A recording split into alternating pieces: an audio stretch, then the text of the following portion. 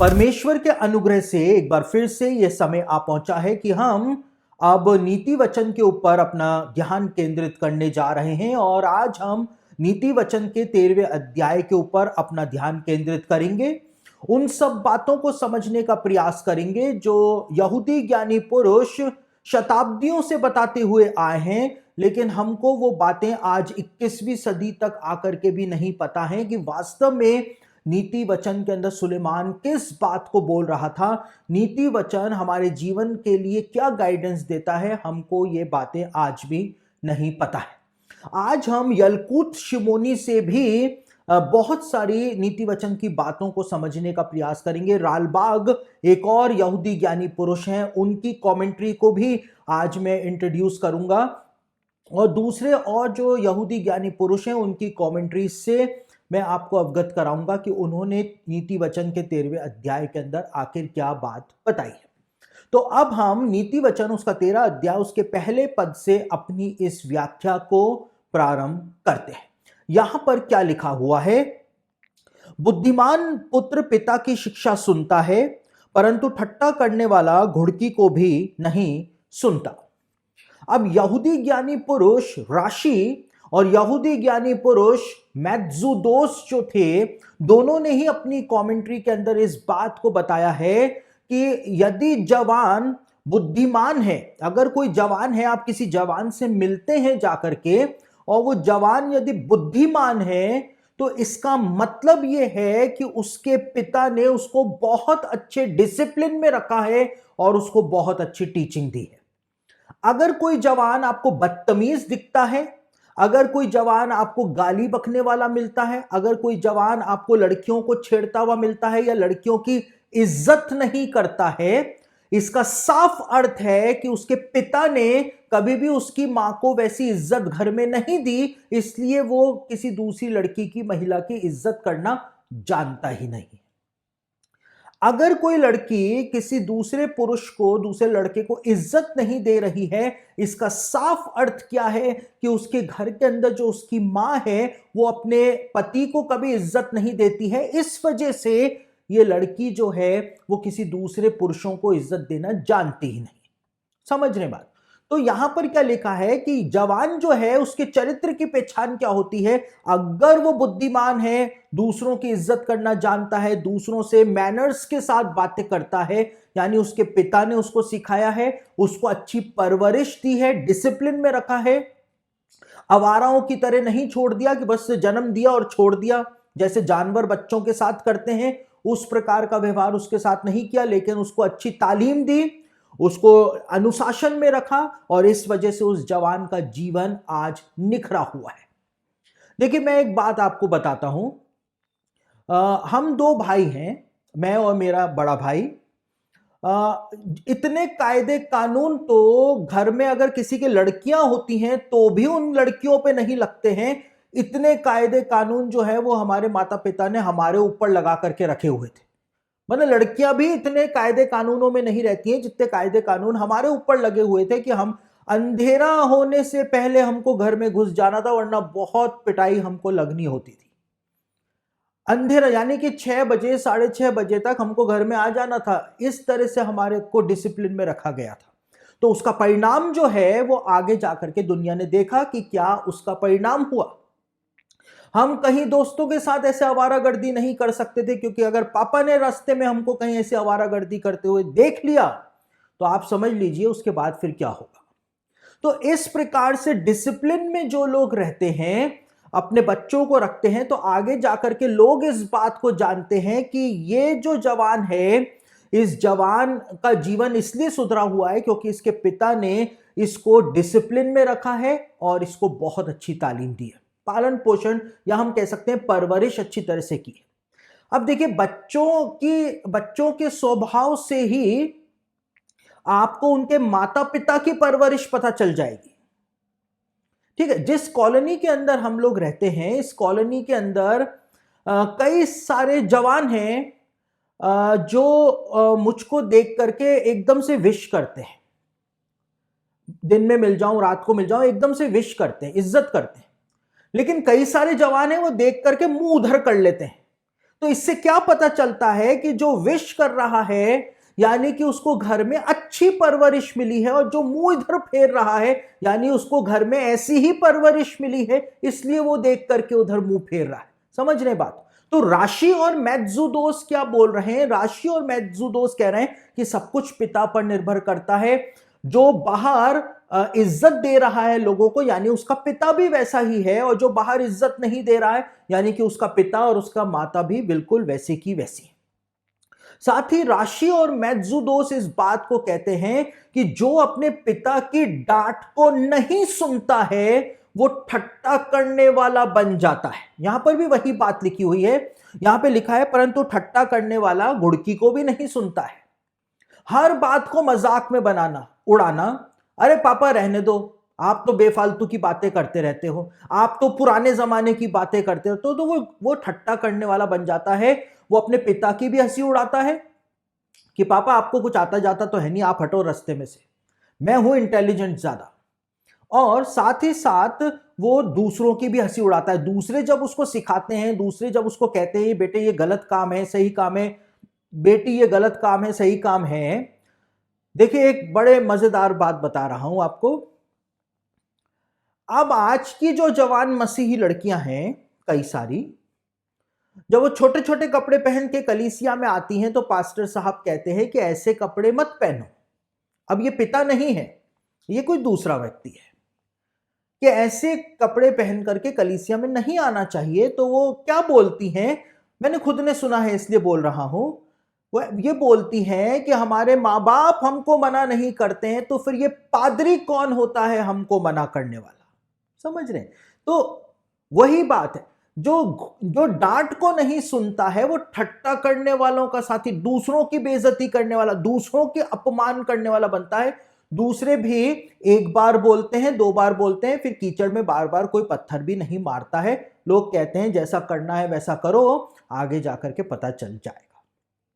तो यहां पर यही बात बताई हुई है कि राशि और मैत्सुदोस कहते हैं कि परवरिश जो है उसका पता चल जाता है जवानों के जीवनों को देखने के द्वारा।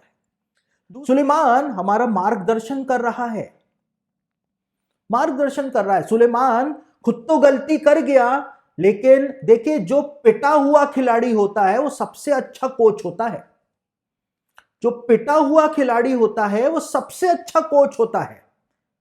भारत को वर्ल्ड कप 2011 जिताने वाला जो कोच था गैरी कर्स्टन, वो एक पिटा हुआ खिलाड़ी था। पिटा हुआ खिलाड़ी जो होता है वो सबसे अच्छा कोच होता है। तो सुलेमान पिटा हुआ खिलाड़ी रहा, पिट गया एंड में, लेकिन वो कोच बहुत अच्छा है। यहां पर आप देख रहे हैं उसने जो बातें हमको बताई हैं, हमको सिखा रहा है। अब आगे क्या लिखा है 9वें वचन में, बहुत अच्छी बात लिखी हुई है। धर्मियों की ज्योति आनंद के साथ रहती है परंतु दुष्टों का दिया बुझ जाता है। धर्मियों की ज्योति, धर्मियों की ज्योति क्या है? धर्मियों की ज्योति क्या है? धर्मियों की ज्योति क्या है उसके बारे में बताया हुआ है नीति वचन उसका 20 अध्याय उसके 27वें वचन में कि धर्मियों की ज्योति वास्तव में क्या है। और नीति वचन यानी प्रोवर्ब्स 20 का 27 के अंदर लिखा हुआ है, the spirit of man is the candle of the Lord, यानी कि मनुष्य की आत्मा यहोवा का दीपक है, ज्योति है। तो धर्मियों की ज्योति आनंद के साथ रहती है का क्या मतलब है? धर्मियों की आत्मा जो है वो आनंद मनाती है परमेश्वर में। हमको, मैंने आपको बताया था पवित्र आत्मा का आनंद, हमने उस विषय में भी अध्ययन किया था। जब हम पवित्र आत्मा के ऊपर अध्ययन कर रहे थे तो मैंने आपको बताया था पवित्र आत्मा का आनंद, ये बार बार दोहराया गया है। पवित्र आत्मा का आनंद क्या है? चाहे कितनी भी विपरीत परिस्थितियां हो, लेकिन आपके अंदर एक अजीब सी शांति रहती है, एक अजीब सी खुशी रहती है, वो पवित्र आत्मा का आनंद है। कितनी ही विकट परिस्थितियां आ जाएं, कैसी भी वर्स कंडीशन हो जाए, लेकिन अंदर से शांति रहती है। क्यों? क्योंकि हम परमेश्वर में लौ लगाए। तो धर्मियों की ज्योति आनंद के साथ रहती है। और मैंने यह भी बताया था आपको कि यहूदी लोग जो हैं वो जब वो प्रार्थना करते हैं तो इस प्रकार से हिल हिल करके प्रार्थना करते हैं, यूं यूं कर करके प्रार्थना करते हैं। वो क्यों करते हैं? इसलिए करते हैं क्योंकि नीति वचन उसका 20:27 में लिखा हुआ है कि spirit of man is the candle of the Lord. मनुष्य की आत्मा यहोवा का दीपक है। और दीपक और कैंडल की जो लौ होती है वो ऐसे नहीं रहती है, लेकिन वो इस प्रकार से हिलती रहती है। इसलिए उसी पैटर्न पर यहूदी लोग इस प्रकार से हिलते हिलते प्रार्थना करते हैं। तो धर्मी की आत्मा जो है, ज्योति जो है, वो तो आनंद के साथ रहती है, लेकिन दुष्टों का दिया बुझ जाता है। दुष्टों की ज्योति नहीं होती है। हेलो, दुष्टों की आत्मा को ज्योति नहीं कहा है, लेकिन दुष्टों की आत्मा को यहां पर दिया कहा है। दुष्टों का दिया बुझ जाता है। क्यों बुझ जाता है? जब तक ये फिजिकल बॉडी एक्टिव रहती है तब तक उनकी आत्मा भी एक्टिव रहती है। जैसे ही फिजिकल बॉडी ऑफ हुई तो उनका दिया जो था वो बुझ गया, क्योंकि उनको अनंत जीवन के वारिस तो वो बने ही नहीं। तो जब अनंत जीवन के वारिस बने ही नहीं तो उनका दिया जो है वो वहीं पर ही बुझ गया। जैसे ही उनकी फिजिकल बॉडी ने वर्क करना बंद किया, उनका दिया वहीं पर ही बुझ गया। तो यहां पर यही बात सुलेमान बोल रहा है। 13वें वचन के अंदर लिखा हुआ है, जो वचन को तुच्छ जानता है वह नष्ट हो जाता है, परंतु आज्ञा के डरवैयों को अच्छा फल मिलता है। अब मैक्सुदोस इस वचन के ऊपर कहते हैं कि परमेश्वर के वचन की किसी भी एक आज्ञा को भी अगर कोई तुच्छ जानता है, उसको तोड़ता है, तो वो खुद का नुकसान करता है। सिर्फ एक आज्ञा को भी अगर तोड़ता है तो खुद का नुकसान करता है। विल्ना गाओन अपनी कमेंट्री में कहते हैं कि मूसा की व्यवस्था में 613 कमांडमेंट्स परमेश्वर ने दिए थे। उन 613 में से 248 जो थे, 248 जो थे, वो पॉजिटिव कमांडमेंट्स थे। और विल्ना गाओन कहते हैं कि इंसान के शरीर में भी 248 ऑर्गन्स ही पाए जाते हैं। तो 248 पॉजिटिव कमांडमेंट्स और 248 ऑर्गन्स, विल्ना गाओन कहते हैं। जब आप परमेश्वर के वचन के उन 248 पॉजिटिव कमांडमेंट्स को पूरा करेंगे तो वो असर दिखलाएंगे आपके 248 बॉडी ऑर्गन्स पर। विल्ना गाओन ने यह शिक्षा दी है। अब विल्ना गाओन कहते हैं कि परमेश्वर ने यह नहीं बताया है कि कौन से ऑर्गन को ठीक रखने के लिए, चंगा करने के लिए कौन सी आज्ञा है, कि किडनी कौन सी आज्ञा से ठीक रहेगी, हार्ट कौन सी आज्ञा से प्रॉपर चलता रहेगा। यह नहीं बताया। क्यों नहीं बताया? क्योंकि इंसान बहुत चालाक है।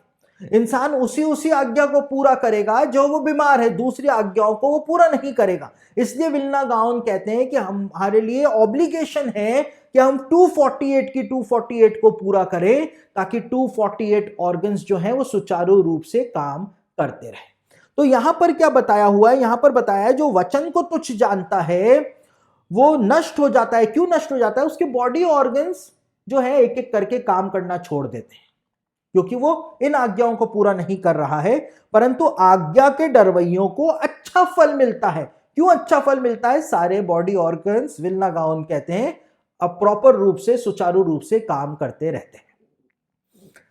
20वें वचन में लिखा है, बहुत अच्छी बात बताई हुई है, बहुत ध्यान से सुनना। जिसको नींद आ रही है वो भी बहुत ध्यान से मेरी बात को सुने।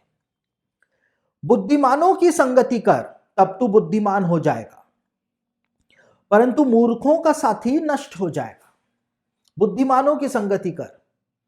पौलुस ने भी तो कहा है ना, अच्छी संगति जो होती है ना वही अच्छी होती है, बुरी संगति तो चरित्र को बिगाड़ देती है। तो बुद्धिमानों की संगति कर। अब इसके लिए मिद्राश जो है यहूदियों की, वो एक एग्जाम्पल देती है। मिद्राश कहती है कि यदि आप किसी परफ्यूम फैक्ट्री में जाते हैं और पूरी परफ्यूम फैक्ट्री में आप घूमते हैं, और चाहे आप एक भी परफ्यूम वहां से ना खरीदें और बिना कुछ खरीदे वहां से निकल जाएं, तो भी जब आप बाहर आएंगे और जब चलेंगे तो आपके कपड़ों में से परफ्यूम ही परफ्यूम की खुशबू आने लग जाएगी। ठीक है, क्योंकि आप परफ्यूम की फैक्ट्री में गए थे। लेकिन अगर आप चमड़े के कारखाने में जाएंगे और चाहे आपने वहां से ना तो वॉलेट खरीदा, ना आपने बेल्ट खरीदा, ना जूते खरीदे, कुछ भी नहीं खरीदा, केवल चमड़े का कारखाना आपने घूमा, और चमड़े के कारखाने से जब आप बाहर निकलेंगे तो आपके कपड़ों में से बहुत बुरी बदबू आएगी, बहुत बुरी बदबू आएगी। और यलकुत शिमोनी जो है वो इस बात को कहती है कि यही हाल जो है वो उस व्यक्ति का होता है जो दुष्टों के और मूर्खों के साथ रहता है। क्योंकि मिद्राश क्या कहती है? मिद्राश ये कहती है कि जो बुद्धिमान है, जब उनके साथ कोई व्यक्ति रहता है तो क्या होता है, लोग ये सोचते हैं कि ये बुद्धिमान लोग इस व्यक्ति के साथ रहते हैं, यानी ये भी अच्छा व्यक्ति है, वरना बुद्धिमान इसके साथ कभी भी नहीं रहते। अगर ये व्यक्ति खराब होता तो बुद्धिमान इसके साथ कभी भी अपने आप को नहीं जोड़ते, लेकिन ये अच्छा व्यक्ति होगा, ये भी बुद्धिमान होगा, तभी तो बुद्धिमान इसकी संगति कर रहे हैं, अच्छे लोग इसकी संगति कर रहे हैं। लेकिन मूर्खों का साथी, दुष्टों का साथी तो नाश हो जाता है, क्योंकि वो तो वैसे भी उन लोगों के साथ रहता है, तो उसके अंदर से तो बदबू निकलती ही है, लोग उसको पहचान भी लेते हैं कि ये इसका दोस्त ऐसा है, यानी कि ये भी ऐसा ही, ऐसा का ऐसा ही है, ये भी ऐसा का ऐसा ही। तो यहां पर यही बात सुलेमान ने बताई। पर यहां पे जो लिखा है कि बुद्धिमानों की संगति कर तो तू भी बुद्धिमान हो जाएगा, इस वचन के अंदर एक बात मैंने आपको बताई कि जो संगति होती है वो दर्शाती है कि आप कैसे हैं। तो इब्राहिम जो था उसका एग्जाम्पल भी दिया जाता है कि जितने लोग इब्राहिम के साथ रहते थे वो सारे के सारे धनी हो गए थे, सारे धनी हो गए थे। लेकिन लूत जब इब्राहिम से अलग हुआ तो लूत जो था उसकी संपत्ति लूट करके ले गए, 4 राजा आए, उसकी संपत्ति लूट करके ले गए। फिर यहूदी ज्ञानी पुरुष शद्रक, मेशक और अबेदनगो का उदाहरण भी देते हैं कि शद्रक, मेशक और अबेदनगो को आग के भट्टे में डाला गया, लेकिन ना तो उनके कपड़े जले ना उनके मोजे जले, वो बाहर आ गए। तो यहूदी रब्बी कहते हैं कि जब धर्मी से उसके कपड़े जब जुड़े हुए होते हैं तो कपड़े भी उसके प्रोटेक्ट होते हैं, तो इसी प्रकार से जो लोग परमेश्वर के साथ रहते हैं उनकी हर एक चीज जो है वो प्रोटेक्ट होती है। जो बुद्धिमानों के साथ रहते हैं उनकी हर एक चीज प्रोटेक्ट होती है। तो यहां पे उस वचन के अंदर ये बात भी जूइश सेजेस जो हैं वो बताते हैं, और जूइश सेजेस कहते हैं कि लोमड़ियों का सिर बनने से अच्छा है कि शेर की पूंछ ही बन लिया जाए, यानी कि शेर की पूंछ बनना अच्छा है, यानी कि लोमड़ियों का सर बनने से तो बहुत ही अच्छा है कि शेर की पूंछ बन जाए। तो जूइश सेजेस इस बात को भी कहते हैं।